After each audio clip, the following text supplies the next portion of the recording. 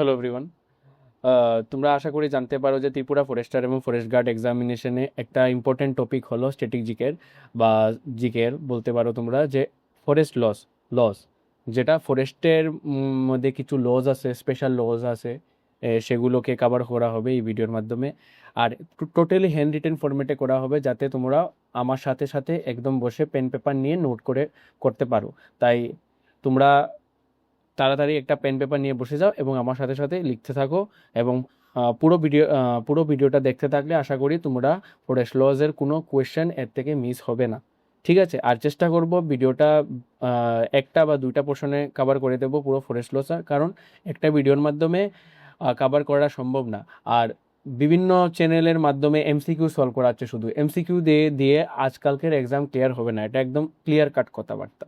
ঠিক আছে, তাই আশা করছি তোমরা বুঝতে পারছো যে এখন ডেসক্রিপটিভ বা একটু ডিটেল ওয়েতে আমাদের কনসেপচুয়াল পড়তে হবে, কারণ কোয়েশ্চেনগুলো এইভাবেই করছে গভর্নমেন্ট। তাই ঠিক আছে, তাই দেরি না করে স্টার্ট করি আজকের সেশন।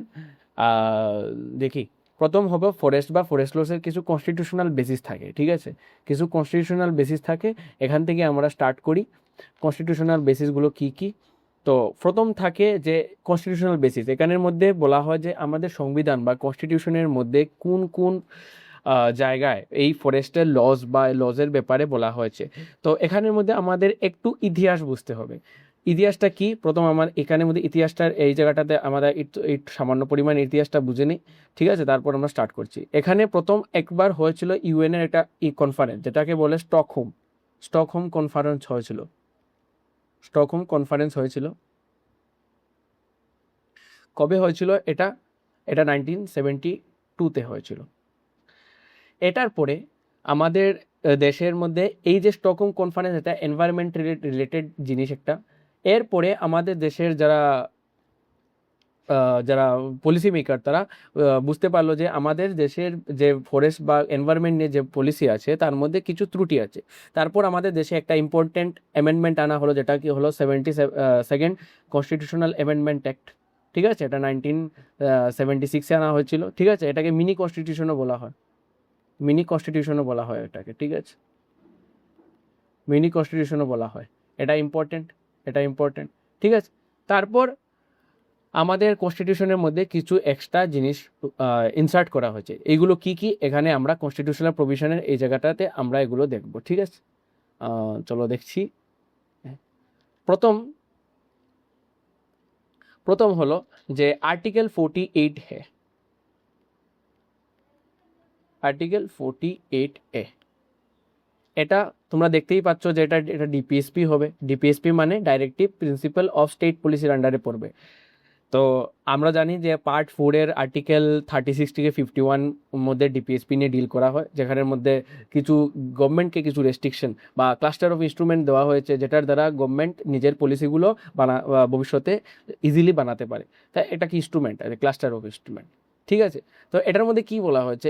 এটার মধ্যে বলা হয়েছে যে আমাদের স্টেটের যে দায়িত্ব, মানে আমাদের যে গভর্নমেন্ট, স্টেট বলতে এখানে আমি স্টেট গভর্নমেন্টের কথা বুঝাচ্ছি না, এখানে স্টেট বলতে আমি আমাদের দেশের সোভারেন গভর্নমেন্টকে মানে বোঝানোর চেষ্টা করছি। তো এখানের মধ্যে বলা হয়েছে স্টেট টু প্রোটেক্ট এনভায়রনমেন্ট, মানে আমরা যে এনভায়রনমেন্টকে রক্ষণাবেক্ষণ করার দায়িত্ব কার? স্টেটেরই। ঠিক আছে, এখানের মধ্যে সেই কথা বলা হয়েছে। আরেকটা আর্টিকেল এখানে ইনসার্ট করা হয়েছে, যেটা হলো আর্টিকেল 51 এর আবার এটা সাবসেকশন আছে সাবসেকশন জি। এটা হলো ফান্ডামেন্টাল ডিউটিস। ঠিক আছে, এটা ফান্ডামেন্টাল ডিউটিস বা মৌলিক কর্তব্যের আন্ডারে পড়ে। ঠিক আছে, ফান্ডামেন্টাল ডিউটিস বা মৌলিক কর্তব্যের আন্ডারে এটা পড়ে। তো এখানের মধ্যে বলা হয়েছে যে আমাদের দেশের মধ্যে যে এনভায়রনমেন্ট, এটার কোয়ালিটি আমরা বেটার করব। এখানে বলা হয়েছে যে ফান্ডামেন্টাল ডিউটিসে এটা জনগণকে বলা হয়েছে। আর 48 এতে বলা হয়েছে যে গভর্নমেন্টকে নির্দেশ দেওয়া হয়েছে। ঠিক আছে, এখানে স্টেটকে নির্দেশ দেওয়া হয়েছে, এখানে বলা হয়েছে সিটিজেনকে নির্দেশ দেওয়া হয়েছে, যাতে ওরা নিজের আশপাশের এনভায়রনমেন্টকে রক্ষণাবেক্ষণ করে রাখতে পারে। এই হলো আমাদের কনস্টিটিউশনাল প্রভিশন। তাহলে আমরা কি দেখলাম? প্রথম ইউএন স্টকহোম কনফারেন্স হয়েছিল 1972-তে, তারপর 42nd অ্যামেন্ডমেন্ট অ্যাক্ট আনা হয়েছিল 1976-এ, তারপর এইগুলো প্রভিশন আনা হয়েছিল। এর মাঝখানে আরেকটা ইম্পর্টেন্ট যেটা 42nd অ্যামেন্ডমেন্টের আগে আনা হয়েছিল, স্টকহোম কনফারেন্সের পরেই একটা ইম্পর্টেন্ট অ্যাক্ট আনা হয়েছিল, যেটার নাম হলো ওয়াইল্ড লাইফ প্রোটেকশন অ্যাক্ট। ঠিক আছে, একটা অ্যাক্ট আনা হয়েছে যেটার নাম হলো ওয়াইল্ড লাইফ প্রোটেকশন অ্যাক্ট, লিখে নিই আমি, ওয়াইল্ড লাইফ প্রোটেকশন অ্যাক্ট। এটাও আমরা একটু করে ডিটেইলে দেখবো যে এই অ্যাক্টের মধ্যে কী বলা হয়েছে কি না। এখন আপাতত এটা 1972-তে আনা হয়েছে, এটা দেখে নেব। আর এটার নাম হলো ওয়াইল্ড লাইফ প্রোটেকশন অ্যাক্ট, যেটা স্টকহোম কনফারেন্সের পরে আমাদের দেশে আনা হয়েছিল। ঠিক আছে, তা এটার পর কি হয়েছিল দেখি নেক্সট। এটার পর কি হয়েছিল, ওয়াইল্ড লাইফ প্রোটেকশন অ্যাক্ট, এখানের মধ্যে ডিপার্টমেন্ট অফ এনভায়রনমেন্ট, এটা নতুন একটা ডিপার্টমেন্ট বানানো হয়েছিল, ডিপার্টমেন্ট অফ এনভায়রনমেন্ট, লিখে নিই, এখানে ডিপার্টমেন্ট অফ এনভায়রনমেন্ট বানানো হয়েছিল, ডিপার্টমেন্ট অফ এনভায়রনমেন্ট। আমাদের দেশে এর আগে ডিপার্টমেন্ট অফ এনভায়রনমেন্ট ছিল না, তারপর ডিপার্টমেন্ট অফ এনভায়রনমেন্ট বানানো হয়েছিল 1980-তে। 1980-তে ডিপার্টমেন্ট অফ এনভায়রনমেন্ট ফার্স্ট, ঠিক আছে, ফার্স্ট এটা বানানো হয়েছিল, এটা আফটার ইন্ডিপেন্ডেন্স। আর আরেকটা কথা বলে রাখি, যদি তোমাদের এই জিনিসের যে ডিটেল নোটস বা হ্যান্ড রিটেন নোট যদি দরকার বা প্রয়োজন পড়ে থাকে, তাহলে আমি ডিসক্রিপশনের মধ্যে একটা টেলিগ্রাম লিঙ্কের চ্যানেল দিয়ে দেবো, এখানের মধ্যে তোমরা পিডিএফটা কালেক্ট করে নিতে পারবে সহজেই। ঠিক আছে, তাহলে আমরা দেখছি এখানে আবার ঘুরে যাই আমাদের জায়গায়। আবার ডিপার্টমেন্ট অফ এনভায়রনমেন্ট 1980-তে এসেছিল, এখানের মধ্যে ফার্স্ট এনভায়রনমেন্টের রিগার্ডিংয়ে কোনো ডিপার্টমেন্ট বানানো হয়েছিল। তারপর এখানের মধ্যে একটা ঘটনা হলো, কি ঘটনা হলো, এখানের মধ্যে একটা তোমরা সবাই জানো হয়তো, ভোপাল গ্যাস ট্র্যাজেডি হয়েছিল। ভোপাল গ্যাস ট্র্যাজেডি হয়েছিল 1984-এ। ঠিক আছে, যেখানের মধ্যে কি হয়েছিল, একটা গ্যাস বেরিয়েছিল। যেহেতু এটা ফরেস্টের এক্সাম জিজ্ঞেস করতে পারে যে কি গ্যাস বের হয়েছিল ভোপাল গ্যাস ট্র্যাজেডিতে, তাহলে এটা হলো মিথাইল আইসোসায়ানেট গ্যাসটা বেরিয়েছিল। ঠিক আছে, মিথাইল আইসোসায়ানেট গ্যাসটা বেরিয়েছিল ভোপাল গ্যাস ট্র্যাজেডির সময়। তারপর আমাদের দেশের যারা পলিসি মেকার, এদের কান খাড়া হয়ে গেল। তারপর বলল যে না না, এই যে ডিপার্টমেন্ট অফ এনভায়রনমেন্ট, এটার ভিজিলেন্স পাওয়ার অনেকটাই কম, তাই আমাদের এটাকে আরটু রিজিড বানাতে হবে, রিজিড মানে স্ট্রং বানাতে হবে। তারপর কি আসলো, আরেকটা একটা বডি নতুন ফরমেশন করা হলো, যেটা হলো ministry of environment and forest. একটা নতুন মিনিস্ট্রি বানানো হলো, যেটার নাম হলো ministry of environment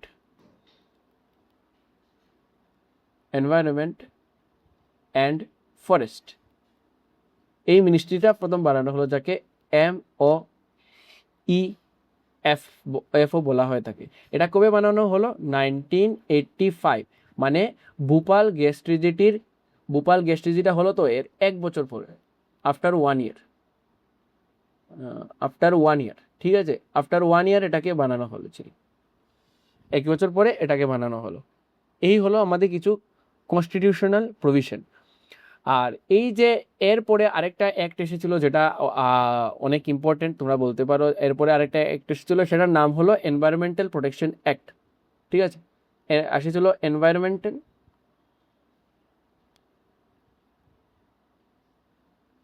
protection act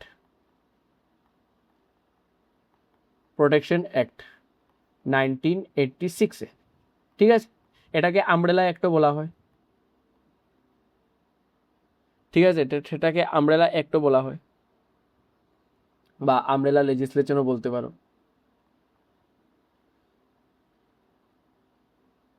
এখানে হাইলাইট করে দিচ্ছি আমি, এটা আমব্রেলা লেজিসলেশনও বলা হতে পারে। আর এটা ইম্পর্টেন্ট, এটা 1896-এ এসেছিল। প্রথম এসেছিল কি, আমরা একটু রিওয়াইন্ড করে নিই। প্রথম কি এসেছিল, প্রথম এসেছিল ডিপার্টমেন্ট অফ এনভায়রনমেন্ট 1980-তে প্রথম বানানো হয়েছিল। তারপর ভোপাল গ্যাস ট্র্যাজেডি হলো, 1984-এ। হ্যাঁ, এখান থেকে মিথাইল আইসোসায়ানেট গ্যাসটা বেরোলো। তারপর আমাদের যে এটাকে বলা হয় ইনফ্রাস্ট্রাকচার ফেলিয়ার বলা হয় এখানে পড়াশোনার ভাষাতে। এখানের মধ্যে ministry of environment and forest বানানো হলো। ঠিক আছে, না কবে বানানো হলো, 1985-এ বানানো হলো। 1985-এর পরে 1986-এ বানানো হলো এনভায়রনমেন্টাল প্রোটেকশন অ্যাক্ট 1986, যেটা অনেক ইম্পর্টেন্ট। তারপর এনভায়রনমেন্টাল প্রোটেকশন অ্যাক্ট বানানোর পর কি হলো এখন দেখবো আমরা। ঠিক আছে, তো এখানের মধ্যেই আমাদের শেষ হচ্ছে যে কনস্টিটিউশনাল প্রভিশন, আমাদের কনস্টিটিউশনাল প্রভিশন এখানের মধ্যে শেষ হয়ে যাচ্ছে, ঠিক আছে।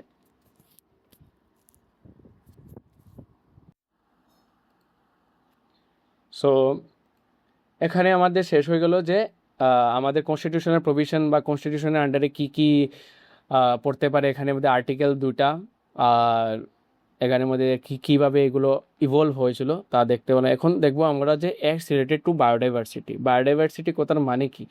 বায়োডাইভার্সিটি কথার মানে হলো যে জৈব বৈচিত্র্য। বায়োডাইভার্সিটি কথার মানে হলো জৈব বৈচিত্র্য, ঠিক আছে। আচ্ছা, এখানে বায়োডাইভার্সিটি কথার মানে লিখে দিচ্ছি। বায়োডাইভার্সিটি কথার মানে হলো জৈব বৈচিত্র্য। যারা বাংলা মিডিয়ামের স্টুডেন্ট তারাও আশা করি বুঝতে পারবে, কারণ জিনিসগুলো আমি ইংরেজিতেই বলছি। বৈচিত্র্য ওকে, এটা একটু ভুল হয়ে গেল, দাঁড়াও। আচ্ছা, এটা জৈব বৈচিত্র্য, ঠিক আছে। তা কিছু এখানে অ্যাক্টস আছে, এর মধ্যে প্রথমে একটা হলো ফরেস্ট কনজারভেশন অ্যাক্ট 1980, ঠিক আছে। আর এর মধ্যে আরও আছে ইন্ডিয়ান ফরেস্ট অ্যাক্ট। তাই আমরা প্রথম স্টার্ট করে নিই ইন্ডিয়ান ফরেস্ট অ্যাক্ট। আর এটার মধ্যে আরেকটা জিনিস আমি বলতে চাই যে ফরেস্ট যে ব্যাপারটা, আগে এটা স্টেট লিস্টের আন্ডারে ছিল, স্টেট লিস্ট। এখন যারা স্টেট লিস্ট বুঝতে পারো না তারা ওদেরকে পড়তে হবে শিডিউল 7।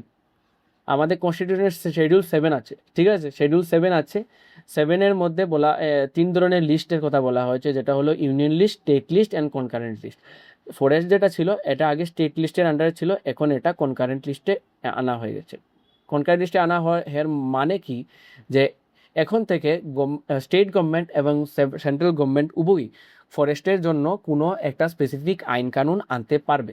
এর আগে এটা পারতো না, এটা শুধু স্টেটের অধিকার ছিল, বাট এখন এটা পারবে। এটা আফটার 1976 থেকে এটা চেঞ্জ করা হয়েছে, ঠিক আছে। তাহলে ফরেস্ট যে সাবজেক্টটা আছে এটা হলো আমাদের কনকারেন্ট লিস্টের আন্ডারে, এটাও মনে রাখবে, এটাও ইম্পর্টেন্ট, ঠিক আছে। Acts related to forest biodiversity protection start করা যাক। প্রথম যেটা অ্যাক্ট হবে, প্রথম এটা কি বলেছিলাম, ইন্ডিয়ান ফরেস্ট অ্যাক্ট। প্রথমটা পড়াবো Indian forest act. Indian forest অ্যাক্টের যেটা ইয়ারটা খুব ইম্পর্টেন্ট। ইন্ডিয়ান ফরেস্ট অ্যাক্ট যেটা পাস হয়েছিল 1980-তে, ঠিক আছে। আফটার কনস্টিটিউশন এটা পাস হয়েছিল। তো এখানের মধ্যে কি বলা হয়েছিল, সরি এখানের মধ্যে ইয়ারটা আমি একটু ভুল লিখে দিয়েছি, একটু চেঞ্জ করতে হবে।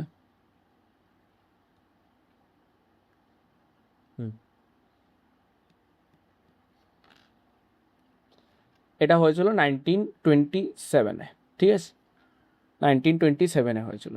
তো এটার মধ্যে কি বলা হয়েছিল, এখানের মধ্যে 3 ধরনের ফরেস্টের কথা বলা হয়েছে। 3 ধরনের ফরেস্টের কথা বলা হয়েছে। একটা হলো রিজার্ভ ফরেস্ট, একটা হলো রিজার্ভ ফরেস্ট, আরেকটা হলো প্রোটেক্টেড ফরেস্ট,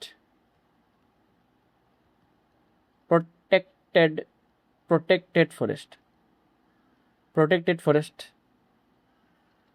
3 নম্বরটা হলো ভিলেজ ফরেস্ট। এখন রিজার্ভ ফরেস্টের মধ্যে অনেক স্ট্রিক্ট আইন কানুন থাকবে, এটার মধ্যে সাধারণ মানুষ যেতে পারবে না, ঠিক আছে।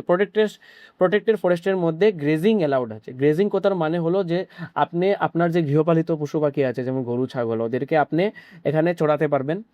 তাই আমি এখানে সাইডে লিখে দিচ্ছি যে ক্যাটেল গ্রেজিং অ্যালাউড। ক্যাটেল মানে গৃহপালিত, ক্যাটেল গ্রেজিং এর সম্ভব। আর ভিলেজ ফরেস্টের মধ্যে এখানের মধ্যে একটা ভিলেজ কমিটি বা কাউন্সিল বানানো হবে। ভিলেজ লিখে দিই এখানে, ভিলেজ কমিউনিটি একটা বানানো হবে। এর দ্বারা এটা রেগুলেট হবে, ঠিক আছে। তাহলে আমরা বুঝে নিলাম এখানের মধ্যে আমরা ইন্ডিয়ান ফরেস্ট অ্যাক্ট 1927-এর আন্ডারে এখানে আমরা কিছু দেখলাম যে 1 নম্বরে বলা হয়েছে রিজার্ভ ফরেস্ট, 2 নম্বরে বলা হয়েছে প্রোটেক্টেড ফরেস্ট, 3 নম্বরে বলা হয়েছে ভিলেজ ফরেস্ট, ঠিক আছে।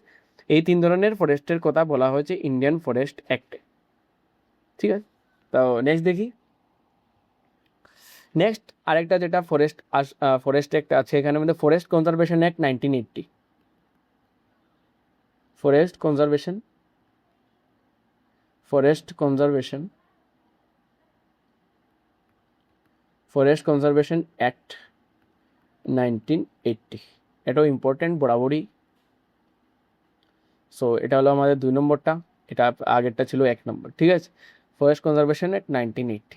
তো এখানের মধ্যে কি বলা হয়েছে, এখানের মধ্যে বলা হয়েছে ডিফরেস্টেশন, যে এখানের মধ্যে ডিফরেস্টেশন হয়, যেখানের মধ্যে গাছপালা কাটা হয়, এটাকে আটকাতে হবে।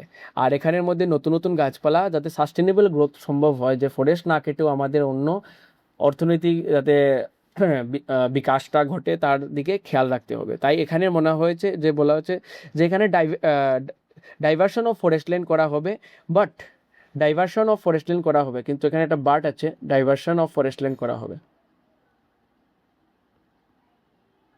এখন ডাইভারশন কথার মানে কি? ডাইভারশন কথার মানে আমরা এখন অনেক সময় শুনতে পাই যে ল্যান্ড ডাইভারশন করানো হবে। ল্যান্ড ডাইভারশন মানে কি? একটা জমি যেখানের মধ্যে ধরো আজকে একটা পুকুর আছে, তোমার এটা পুকুর জমি আছে, পুকুর জমিকে তুমি বানাতে চাও একটা সমতল ভূমি, তাহলে কি করতে হবে? পুকুর জমিটাকে তোমাকে গভর্নমেন্টকে দেখাতে হবে যে এই পুকুর জমিটার মধ্যে কাদা জমে জমে বা মাটি জমে জমে একটা সমতল ভূমিতে রূপান্তরিত হচ্ছে। এই জিনিসটা গভর্নমেন্টের কাছ থেকে যখন অ্যাপ্রুভাল পাবে, তখন তোমাকে একটা ল্যান্ড ডাইভারশন সার্টিফিকেট দেওয়া ইস্যু করা হবে। এর মাধ্যমে তুমি এই যে যেটা সমতল ভূমি হচ্ছে, এটাকে তুমি সমতল ভূমির কাজে লাগাতে পারবে, এর আগে লাগাতে পারবে না। তো এটাকে বলা হয় ডাইভারশন। এখানে ফরেস্ট ল্যান্ডকে বলা হচ্ছে যে ফরেস্ট, অনেক জায়গায় ফরেস্ট থাকে, ফরেস্টটা ডিগ্রেড হচ্ছে, ফরেস্টটাকে কাটতে হবে অনেকটা অন্য পারপাসে, ভালো পারপাসে, তাহলে এটাকে ডাইভারশন করতে হবে।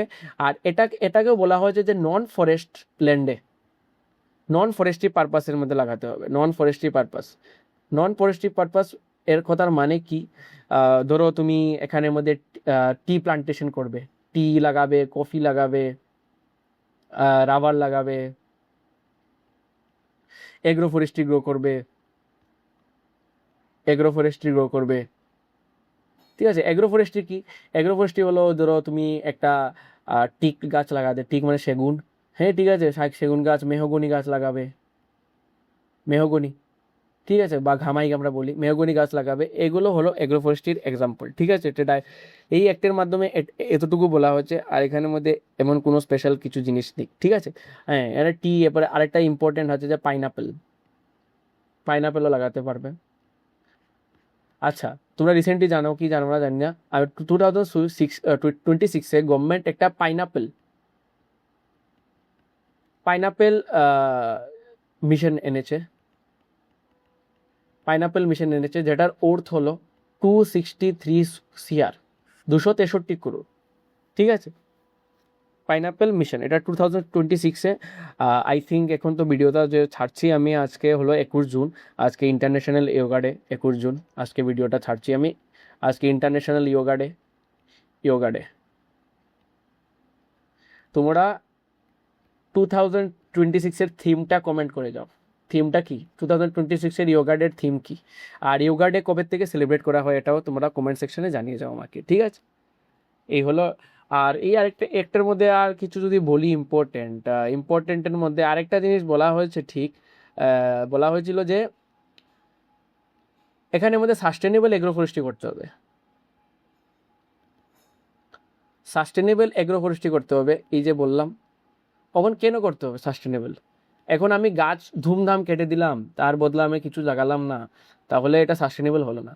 এর জায়গায় আমার এর যে ক্ষতিটা হয়েছে এটাকে পূরণ করতে হবে অন্য ধরনের কিছু একটা গাছ বা এনভায়রনমেন্টাল, কি বলবো, এনভায়রনমেন্টাল যে অ্যাক্টিভিটি করে এটাকে পূরণ করতে হবে। তাহলে আমরা একটু রিভাইজ করে নিই। এখানে পড়ে দিলাম আমরা ফরেস্ট কনজারভেশন অ্যাক্ট 1980, ঠিক আছে। এখানের মধ্যে আমরা কি বলেছি যে ডাইভারশন অফ ল্যান্ড করতে হবে নন ফরেস্ট্রি পারপাসের জন্য। নন ফরেস্ট্রি পারপাস কি হতে পারে? পাইনাপেল হতে পারে, টি হতে পারে, রাবার হতে পারে, এগ্রো ফরেস্ট্রি হতে পারে। এগ্রো ফরেস্ট্রি যেমন টি লাগালাম, মেহগনি লাগালাম, ঠিক আছে। এখানের মধ্যে আমরা পড়লাম কি, পাইনাপেল মিশন, তো এর ওর হলো 263 crore, ঠিক আছে। এখানে আজকে 21 জন ভিডিওটা ছাড়ছি, তাই আমি এখানে 21 জন লিখলাম। এখানের মধ্যে ইন্টারন্যাশনাল যোগা ডে সেলিব্রেট করা হয়, যার 2026-এর থিমটা কি তোমরা কমেন্ট করবে, ঠিক আছে। আচ্ছা, আমি কমেন্ট করবে, আমি লিখে দিচ্ছি, আমি তো জানি আচ্ছা কি theme. Yoga for healthy ageing,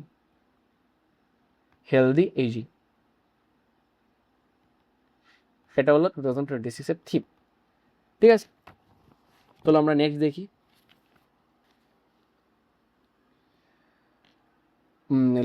next আমরা দেখবো ন্যাশনাল ফরেস্ট পলিসি। ঠিক আছে, এটা খুব important, one of the important topic, national forest policy. এটা বোধহয় 3 নম্বর হবে, national forest policy. Forest policy, এটা প্রথম তো কোয়েশ্চেন, এটা কবে আনা হয়েছিল? 1988-এ আনা হয়েছিল। ঠিক আছে, 1988-এ ন্যাশনাল ফরেস্ট পলিসি আনা হয়েছিল। এটার আগে একটা ন্যাশনাল ফরেস্ট পলিসি ছিল, যেটা ছিল ন্যাশনাল, দাঁড়াও একটা ভুল হয়ে গেল, এখানে লিখি যে রিপ্লেসড ন্যাশনাল ফরেস্ট পলিসি 1952। 1952-তে একটা ফরেস্ট পলিসি ছিল, এটাকে রিপ্লেস করে দিয়েছে। তো এটার অবজেক্টিভ কি?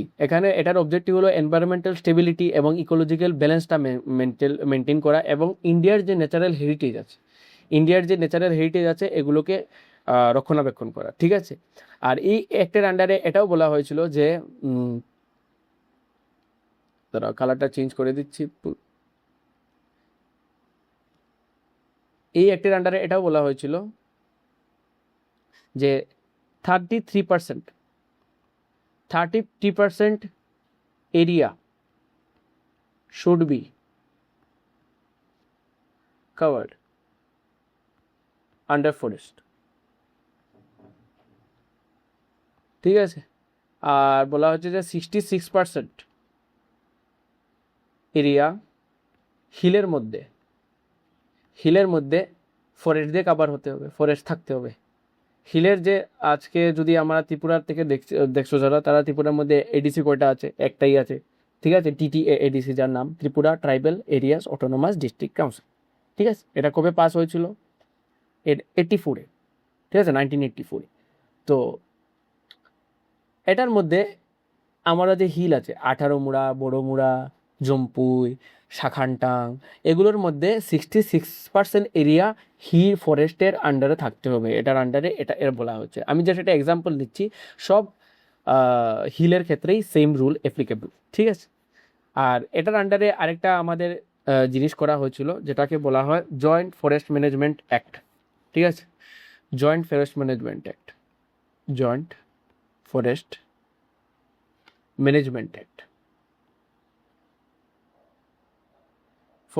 অ্যাক্ট লিখতে হবে না, জয়েন্ট ফরেস্ট ম্যানেজমেন্ট, JFMO লেখা হয়। এটা কবে হয়েছিল? 1990-তে। ঠিক আছে, এটা 1990-তে জয়েন্ট ফরেস্ট ম্যানেজমেন্ট অ্যাক্ট আনা হয়েছিল। এখানে বলা হয়েছিল যে কনজারভেশন অফ ফ্লোরা অ্যান্ড ফোনা, মানে ফ্লোরা বলতে বোঝানো হয়েছে যত উদ্ভিদ জগতের জীব আছে, আর ফোনা বলতে বোঝানো হয়েছে অ্যানিমেলকে। ঠিক আছে, এটার আন্ডারে বলা হয়েছে যে সয়েল এরেশনকে আটকাতে হবে, ডেজার্টিফিকেশনকে আটকাতে হবে, এখানের মধ্যে যে ডেজার্ট বানানো হয়েছে এগুলো আটকাতে হবে, ফরেস্ট প্রোডাক্টিভিটিকে বাড়াতে হবে, বাগেরা। আর তারপর এখানের মধ্যে এটাও বলা হয়েছে যে ট্রাইবাল কমিউনিটি আছে, যে ট্রাইবাল বা লোকাল যারা ট্রাইবাল কমিউনিটি আছে ওদেরকেও আমাদের রক্ষণাবেক্ষণ দিতে হবে। ঠিক আছে, তাহলে আমরা একটু এই স্লাইডটাকে একটু রিপিট করে নিই যে ন্যাশনাল ফরেস্ট পলিসি কবে এসেছে? 1988-এ। ঠিক আছে, এর আগে এটা 1952-তে স্টার্ট হয়েছিল যে ফরেস্ট পলিসি, যেটা ফার্স্ট ছিল ফরেস্ট পলিসি 1952, এটা রিপ্লেস করেছে তারপর ন্যাশনাল ফরেস্ট পলিসি 1988।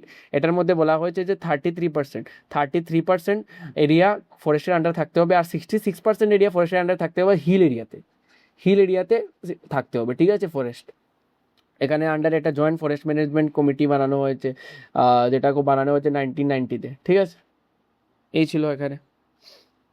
এখন তারপর দেখি নেক্সট।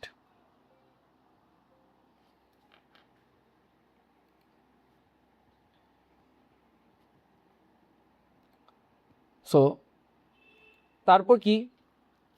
তারপর হবে এখানে the schedule tribe and other traditional forest dwellers act. অনেক ইম্পর্টেন্ট অ্যাক্ট। ঠিক আছে, একদম মন দিয়ে দেখবে, অনেক ইম্পর্টেন্ট অ্যাক্ট। সম্ভবত এটা 4 নম্বর। দ্য শিডিউল ট্রাইবকে আমি ST লিখছি, শিডিউল ট্রাইব যেহেতু, and other traditional other traditional forest dwellers act. ঠিক আছে, এখানের মধ্যে অনেক আছে, রিকগনিশন অফ রাইটস বাগেরা বাগেরা, বা 2006-এ এসেছিল, এটা 2006-এ এসেছিল। ঠিক আছে, 2006-এ এসেছিল।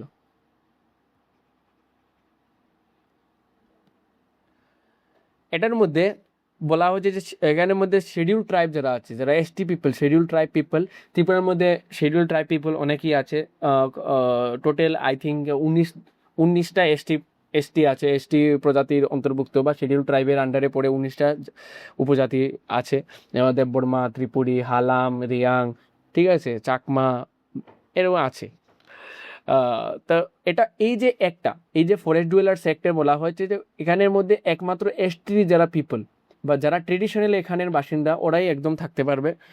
আর এখানের মধ্যে কত ধরনের বলা হচ্ছে লিখে দিতে পারি, যে এখানের মধ্যে শুধু এসটি পিপলরা ফরেস্টের মধ্যে টাকা ডুয়েলার কথা মানে হলো বাসিন্দা। ঠিক আছে, এসটি পিপলরা থাকতে পারবে। আর না হলে এখানের মধ্যে যারা ট্রেডিশনাল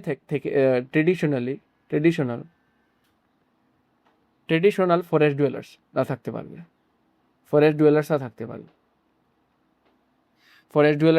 পারবে। ঠিক আছে, ট্রেডিশনাল ফরেস্ট ডুয়েলার এখানে থাকতে পারবে।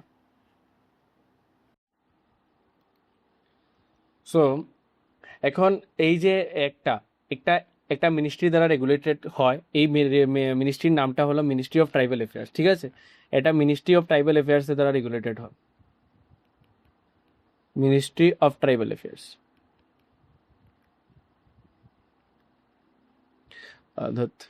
মিনিস্ট্রি অফ ট্রাইবাল অ্যাফেয়ার্স, এটার দ্বারা এটা রেগুলেটেড হয়ে থাকে, মিনিস্ট্রি অফ ট্রাইবাল অ্যাফেয়ার্সের দ্বারা। ঠিক আছে, আচ্ছা, মিনিস্ট্রি অফ ট্রাইবাল অ্যাফেয়ার্সের মিনিস্টার খেয়ে আপাতত তোমরা জানো নাকি? শ্রী জুয়েল ওরাম, তিনি হলেন মিনিস্ট্রি অফ ট্রাইবাল অ্যাফেয়ার্সের মিনিস্টার। ঠিক আছে, এখানের মধ্যে যেহেতু আমি ফরেস্ট ডুয়েলার্সের ব্যাপারে আমি বলছি, ঠিক আছে, এসটি পিপলের ফরেস্ট ডুয়েলার্সের ব্যাপারে বলছি, তো এখানের মধ্যে আরেকটা সুন্দর একটা কনসেপ্ট আছে, যেটা হলো পিবিটিজিস। তোমাদের মানে অনেকে শুনেছো বা অনেকে শুনেছো না। ঠিক আছে, পিবিটিজিস। তো পিবিটিজিস কি? তো পিবিটিজিস বলতে পার্টিকুলারলি ভালনারেবল ট্রাইবাল গ্রুপস। ঠিক আছে, পিবিটিজিস এর পুরো নাম হলো পার্টিকুলারলি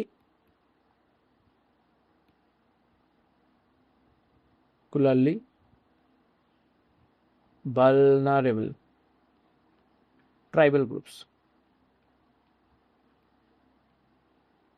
ঠিক আছে, তো আমাদের দেশে টোটাল 75 পিবিটিজিস আছে। টোটাল যদি বলি, আমাদের দেশে 75 পিবিটিজিস আছে। ঠিক আছে, এর মধ্যে ত্রিপুরায় আছে শুধু একটা। এই একটা কমিউনিটির নাম হলো রিয়াং, যেটা এসআই এক্সাইজ এক্সামে এসেছে 2026-এর এসআই এক্সাইজ এক্সামে এসেছে। তাও এটাও ইম্পর্টেন্ট, এখানে মার্ক করে রাখবে। ঠিক আছে, টোটাল জিজ্ঞেস করতে পারে, টোটাল এখানে আমাদের পিবিটিজি যেটা কনসেপ্টটা টোটাল আছে 75। ত্রিপুরাতে কয়টা আছে?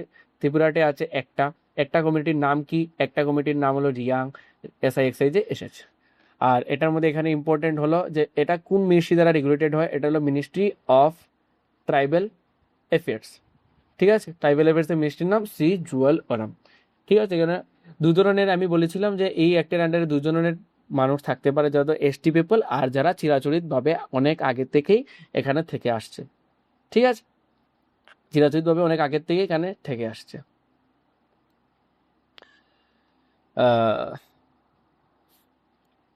সো নেক্সট, আরেকটা একটা জিনিস আমার বলা হয়নি, যে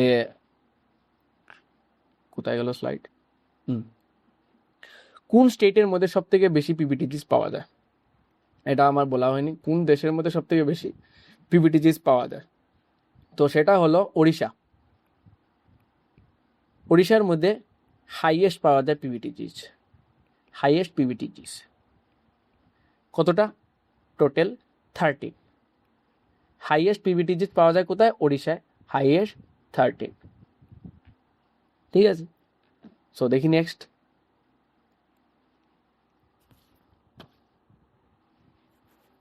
এখন আসবে আমাদের যে এই অ্যাক্টের আন্ডারে কিছু কিছু জিনিসের কথা বলা হয়েছে। এই যেটা অ্যাক্ট, কি বললাম যে ফরেস্ট ডুয়েলার্স অ্যাক্ট, ঠিক আছে, 2006। এটার মধ্যে কিছু কিছু জিনিস বলা হয়েছে, যেগুলোর মধ্যে অন্যতম হলো যে ন্যাশনাল পার্কস। ন্যাশনাল পার্কস, ঠিক আছে, ন্যাশনাল পার্কস। বাংলাতে এটাকে বলে জাতীয় উদ্যান।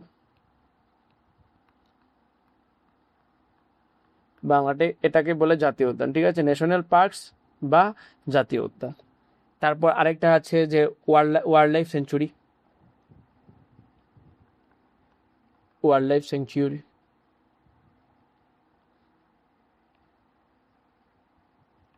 যেটাকে বলে অভয়ারণ্য। কমেন্টে জানাও আমাদের ত্রিপুরাতে কয়টা অভয়ারণ্য আছে। কয়টা অভয়ারণ্য আছে আমার ত্রিপুরাতে, এটা তোমরা জানাও, ঠিক আছে। 2টা হলো। তারপর আসে আরেকটা রিজার্ভ ফরেস্ট। রিজার্ভ ফরেস্ট আছে, ঠিক আছে। তারপর আসে প্রোটেক্টেড ফরেস্ট, যেটা আমি আগে বলেছি যে এগুলো কি বা কি। এগুলো কিছু আছে যে ফরেস্ট ডুয়েলার্স অ্যাক্টের আওতায় আয়। আবার এই যে জিনিসগুলো ন্যাশনাল পার্ক বা ওয়াইল্ড লাইফ সেঞ্চুরি বলো, এগুলো ওয়াইল্ড লাইফ প্রোটেকশন অ্যাক্টের আন্ডারও পড়ে। ওয়াইল্ড লাইফ প্রোটেকশনের 1972 আন্ডারও এগুলো পড়ে। ওয়াইল্ড লাইফ প্রোটেকশন অ্যাক্ট 1972 আন্ডারও পড়ে, ঠিক আছে। কি বললাম? ঠিক আছে। এখন এগুলোর মধ্যে একটা জিনিস আছে যেটা তোমাদের জানতে হবে, যে legal ownership of the forest, মানে ফরেস্টের মধ্যে টোটাল যে লিগালি কতটা জমি তুমি অকুপাই করে রাখতে পারবে। তাহলে লিখতে পারি যে maximum forest land an individual can occupy, কত? এটা হবে 4 হেক্টর, ঠিক আছে। 4 হেক্টর ল্যান্ডটা ও কোনো মানুষ ওর নামে লিখিয়ে রাখতে পারে, ঠিক আছে।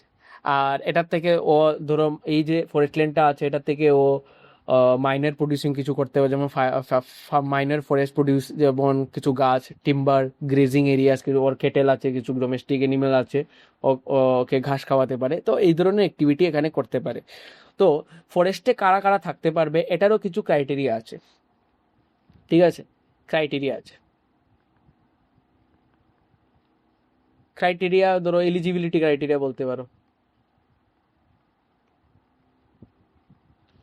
কিছু এলিজিবিলিটি ক্রাইটেরিয়া আছে যারা ফরেস্টে থাকতে মানে চাইবে।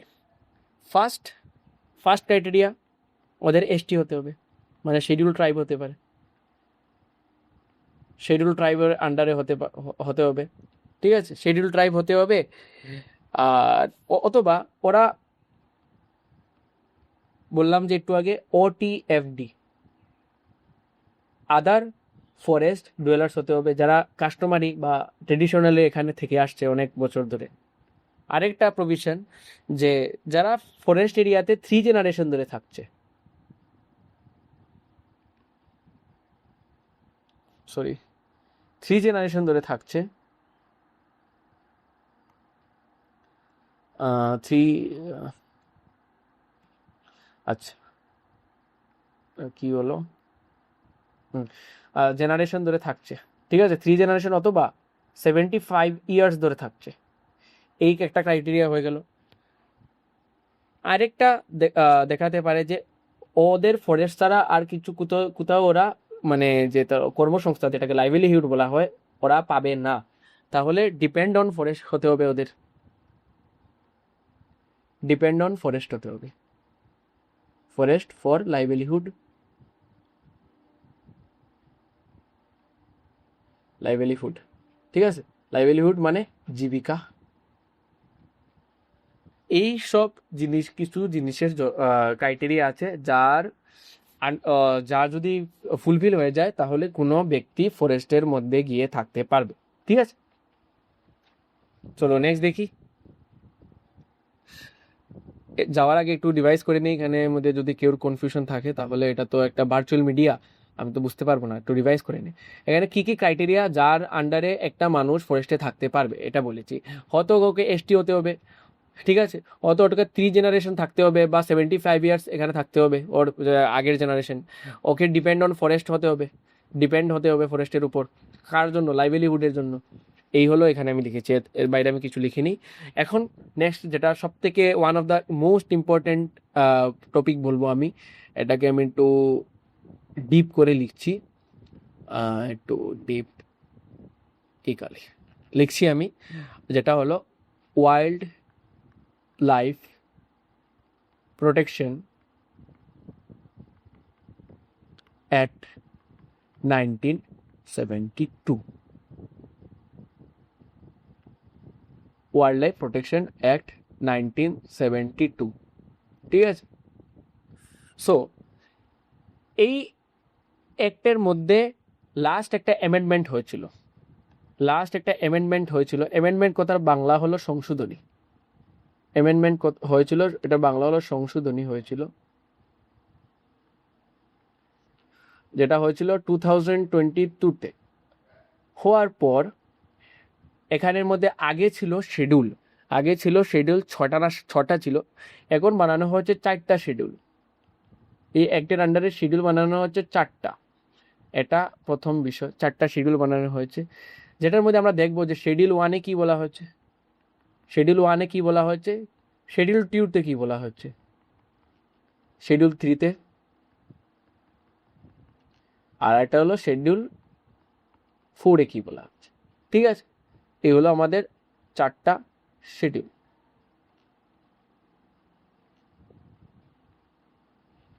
ঠিক আছে।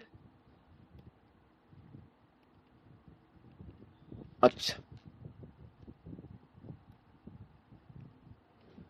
তো শিডিউল 1-এ কি বলা হলো যে সব থেকে এনিমেল, এখানে এনিমেলের কথা বলা হয়েছে, এটা হলো ফার্স্ট এনিমেল যাদের বেশি বেশি প্রোটেকশন দরকার, এখানে বলা হয়েছে, এটা মনে রাখবে যে এনিমেলের কথা বলা হয়েছে। এনিমেল যাদের বেশি প্রোটেকশন দরকার শিডিউল 1-এর মধ্যে রাখা হয়েছে। এখানের মধ্যেও এনিমেলের কথা বলা হয়েছে, বাট লেস প্রোটেকশন দিতে হবে। এনিমেলের কথা বলা হয়েছে এখানে, বাট এটা লেস প্রোটেকশন। শিডিউল 3-তে বলা হচ্ছে যে প্রোটেক্টেড প্লান্ট স্পিসিস, ঠিক আছে। প্লান্ট স্পিসিস কথার মানে হলো প্রজাতি, ঠিক আছে। শিডিউল 4-এ বলা হয়েছে যে সাইটস একটা অর্গানাইজেশন, এটা বলবো আমি এখন। সাইটসের আন্ডারে যেগুলো প্রাণীকে লিস্ট করা হয়েছে, সাইটস লিস্টেড স্পিসিস, সাইটসের আন্ডারে যেগুলো প্রাণী বা জীবজন্তুকে সংরক্ষণ দেওয়া হয়েছে সেগুলোকে রক্ষণাবেক্ষণ করতে হবে সাইটসের আন্ডারে। এখন সাইটস কি দেখি, সাইটসের পুরো নাম কি? সাইটসের পুরো নাম হলো convention on international trade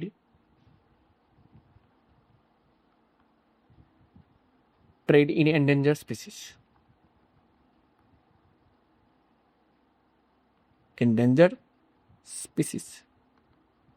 endanger কথার মানে হলো বিলুপ্ত প্রায়,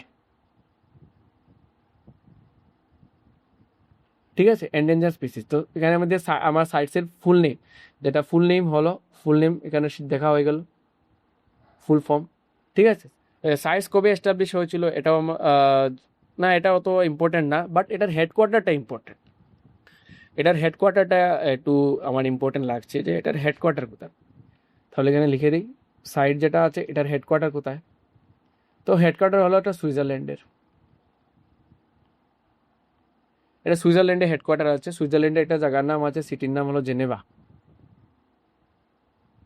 জেনেভাতে হলো এটার হেডকোয়ার্টার, ঠিক আছে। একটু রিকল করে নিই যে এখানে সাইটসের পুরো নাম convention on international trade in endangered species. Endanger কথা মানে হলো বিলুপ্ত পায়। ওয়াইল্ড লাইফ প্রোটেকশন অ্যাক্ট 1972 আমরা পড়ছি, যেটার আন্ডারে লাস্ট অ্যামেন্ডমেন্ট 2022-তে হয়েছিল। এটার আন্ডারে 4টা শিডিউলের কথা বলা হয়েছে, শিডিউল 1, শিডিউল 2, আর শিডিউল 3, আর হলো শিডিউল 5, ঠিক আছে। শিডিউল 4-এ বলা হয়েছে যে সাইটসের আন্ডারে যেগুলো প্রাণী লিস্টেড আছে সেগুলোকে আমাদের রক্ষণাবেক্ষণ করতে হবে। যেটার রাজধানী বা হেডকোয়ার্টার কোথায়? হেডকোয়ার্টার কোথায়? সুইজারল্যান্ডে বা জেনেভা, ঠিক আছে। সাইটসের পুরো নামও আমরা দেখেছি, এতটুকু। আর এটার থেকে একটা কারেন্ট অ্যাফেয়ার্সের কোয়েশ্চেনও আসতে পারে, কারণ এটা আমি লেটেস্ট দেখলাম এক জায়গায় যে first state to amend wild life protection act 1972। তো এতদিন পর্যন্ত আমরা দেখেছি 2022-এ অ্যামেন্ডমেন্ট হয়েছে। অ্যামেন্ড কথার মানতে হলো সংশোধন। সংশোধন করেছে প্রথম তো সেন্ট্রাল গভর্নমেন্ট করতো। এখন ফার্স্ট স্টেট একটা যে সংশোধন করেছে সেই স্টেটটার নাম হলো কেরালা। মনে রাখবে, এটা 2025 সালে অ্যামেন্ড করেছে। খুব বেশি ইম্পর্টেন্ট, খুব বেশি। কেরালা, ঠিক আছে। কি সংশোধন করেছে? 1972 ফার্স্ট স্টেট যেটা অ্যামেন্ড করেছে wild life protection act. WPA যদি বুঝো না তাহলে আমি লিখে দিচ্ছি। WPA মানে হলো wild life protection act, protection act 1972, এটা ফুল নেম লিখে দিয়েছি, ঠিক আছে। সাইটসের রাজধানী বলেছি। আর এই যে ওয়াইল্ড লাইফ প্রোটেকশন অ্যাক্ট, এই ওয়াইল্ড লাইফ প্রোটেকশন অ্যাক্টের আন্ডারে কিছু স্ট্যাটিউটরি বডি ফরমেশন হয়েছিল, ঠিক আছে। কিছু স্ট্যাটিউটরি বডি ফরমেশন হয়েছিল।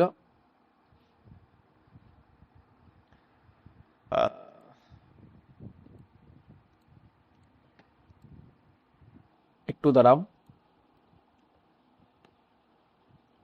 তো এটাতে হবে, এটাকে আমার স্লাইডটা শেষ হয়ে গেছে অ্যাকচুয়ালি, তো স্লাইডটা আমি একটু ক্রিয়েট করতে হবে, এটা ফ্রেশ স্লাইড, তাই এরকম করছি।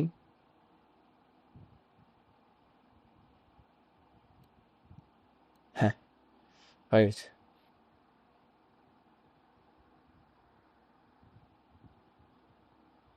হয়ে গেছে, আচ্ছা। তো এখানের মধ্যে কিছু স্ট্যাটিউটরি বডিজ বানানো হয়েছিল। স্ট্যাটিউটরি বডিজ যেগুলো স্ট্যাটিউটরি বডিজ দেখে নিই। স্ট্যাটিউটরি বডিজ,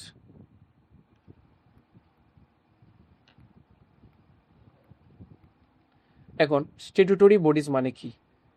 স্ট্যাটিউটরি বডিজ এমন কিছু বডিজ যেগুলো পার্লামেন্টে একটা বিলের মাধ্যমে ইন্ট্রোডিউস করা হয়েছে, ঠিক আছে। পার্লামেন্টে একটা বিলের মাধ্যমে ইন্ট্রোডিউস করা হয়েছে। যেমন আজকে তুমি ধরো, যদি আজকে তুমি এটা ইউপিএসসি দেখো, ইউপিএসসি বা টিপিএসসি, ঠিক আছে।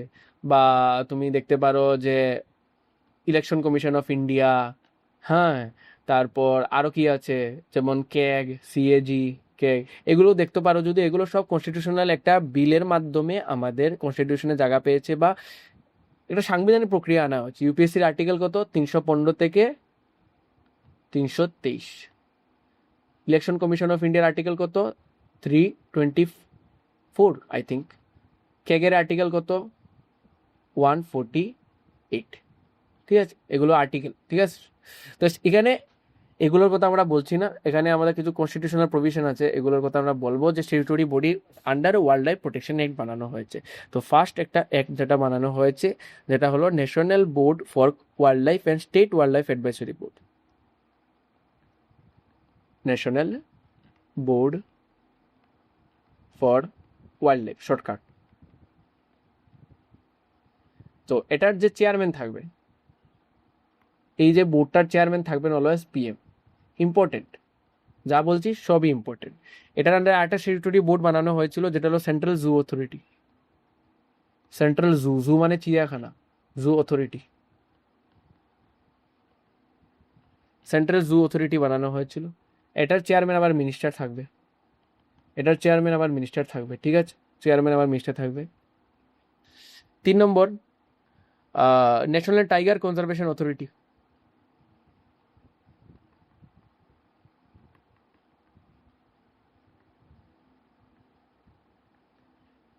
কনজারভেশন অথরিটি, ঠিক আছে, যেটা 2005 সালে বানানো হয়েছিল।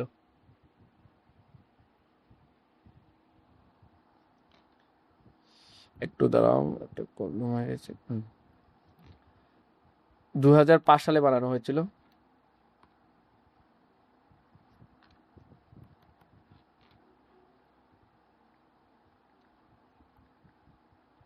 দু সালে বানানো হয়েছিল, ঠিক আছে। একটা কোয়েশ্চেনে আমার আনসার দিতে হবে, তুমি আমি জিজ্ঞেস করছি যে আমাদের দেশের মধ্যে প্রজেক্ট টাইগার, প্রজেক্ট টাইগার কবে লঞ্চ হয়েছিল? প্রজেক্ট টাইগার কোন ইয়ারে লঞ্চ হয়েছিল? ইয়ারটা বলো তোমরা, কমেন্টের মধ্যে বলো, আমি ওয়েট করছি, কমেন্ট করো। প্রজেক্ট টাইগার কবে লঞ্চ করা হয়েছিল?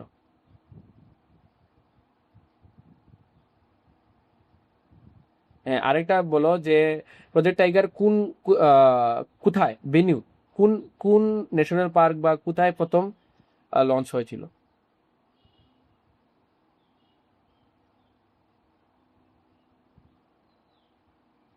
ওয়েট করছি আমি।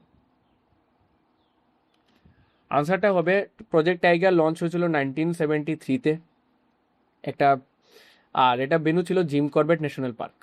জিম করবেট, যেটা oldest national park of India, Jim Corbett national park, ঠিক আছে, ন্যাশনাল পার্ক। এটা কোথায় আছে? উত্তরাখণ্ডে আছে। ইউকে মানে ইউনাইটেড কিংডম না, ইউকে মানে উত্তরাখণ্ডের মধ্যে এটা আছে, ঠিক আছে, জিম করবেট ন্যাশনাল পার্ক। তো আজকে আই থিঙ্ক এতটুকু থাকা দরকার। এখানের মধ্যে লাস্ট স্লাইডটা আমরা একটু রিভাইজ দিয়ে দিই, তারপর এটা পার্ট 2-তে বাকিগুলো যেগুলো রয়েছে এগুলো কভার করব। এখানে আমরা দেখলাম যে স্ট্যাটুটরি বডিজ, কিছু স্ট্যাটুটরি বডিজ মানে কি, যেগুলো গভর্নমেন্ট একটা অ্যাক্টের মাধ্যমে বা পার্লামেন্টে একটা বিল পাসের মাধ্যমে এনেছে, ঠিক আছে। এখানে এটা স্ট্যাটুটরি বডি কার আন্ডারে বানানো হয়েছে? WPA 1972 আন্ডারে বানানো। WTA মানে কি? Wild life protection act 1972। এটার আন্ডারে 3টা বোর্ড আমরা দেখলাম, national board for wild life, ঠিক আছে। এটার যে চেয়ারম্যান থাকেন উনি থাকেন PM, যেটার চেয়ারম্যান যে থাকেন উনি থাকেন কে? PM, ঠিক আছে, চেয়ারম্যান হলো PM। এখানে আরেকটা থাকে সেন্ট্রাল জু অথরিটি, যেখানের মধ্যে যে মিনিস্টার থাকে, এনভায়রনমেন্ট মিনিস্টার, উনিই থাকবেন, ঠিক আছে। আর এখানে ন্যাশনাল টাইগার কনজারভেশন অথরিটি, যেটা বানানো হয়েছিল 2005। যেহেতু এটা ফরেস্টের এক্সাম, এগুলো কোয়েশ্চেন জিজ্ঞেস করতে পারে তোমাদের। যেটা হলো প্রজেক্ট টাইগার কবে লঞ্চ করা হয়েছিল? 1973-তে। 1973-তে লঞ্চ করা হয়েছিল। জিম করবেট ন্যাশনাল পার্কে লঞ্চ করা হয়েছিল। জিম করবেট ন্যাশনাল পার্ক, যদি আমি যদি লিখে নিই, জিম করবেট ন্যাশনাল যেটা পার্ক, এটা এই ন্যাশনাল পার্ক যেটা, এটা হলো oldest national park in India. এটার আগে একটা নাম ছিল Ramganga national park, Hailey national park, ঠিক আছে, এটা চেঞ্জ হয়ে গেছে। এটা কোথায় আছে? উত্তরাখণ্ডে আছে, ঠিক আছে, উত্তরাখণ্ডে আছে, দেরাদুনের আশপাশ। আজকে আশা করি তোমরা আজকে যেগুলো জিনিস আমি ডিসকাস করেছি তোমরা বুঝতে পেরেছো, এবং এই ভিডিওর পার্ট 2 অনেকই তাড়াতাড়ি আসবে। তোমরা যত তাড়াতাড়ি বেশি কমেন্ট করবে এই ভিডিওর পার্ট 2 আনার জন্য আমি অত তাড়াতাড়ি উৎসাহিত হব। একটা হ্যান্ড রিটেন নোটস বানানো বা হ্যান্ড রিটেন নোটস কিছু দেওয়া অনেক কষ্টকর। আমি ইজিলি এআইয়ের মাধ্যমে কিছু একটা তোমাদের কন্টেন্ট, যা তা কন্টেন্ট দিতে পারতাম, যেটা মার্কেটে আজকাল চলে আসছে, বা MCQ কয়েকটা ধরে 20টা 30টা MCQ সলভ করিয়ে দিতে পারতাম, বাট এরকম কনসেপ্ট বা এরকম ডিপ নলেজ তোমরা কোথাও পাবে না, ঠিক আছে। তাই তোমরা যদি সাপোর্ট না দেখাও আমার চ্যানেল গ্রো হবে না বা আমি উৎসাহ পাবো না। তাই আমি আশা করি তোমরা আমাকে সাপোর্ট দেখাবে, যাতে ইন ফিউচার আমি অনেকগুলো ভিডিওস আনতে পারি, ঠিক আছে। তো আজকের জন্য এতটুকুই থাক, দেখা হবে আগামী ভিডিওতে। ধন্যবাদ সবাইকে, নমস্কার, এবং stay connected and stay healthy.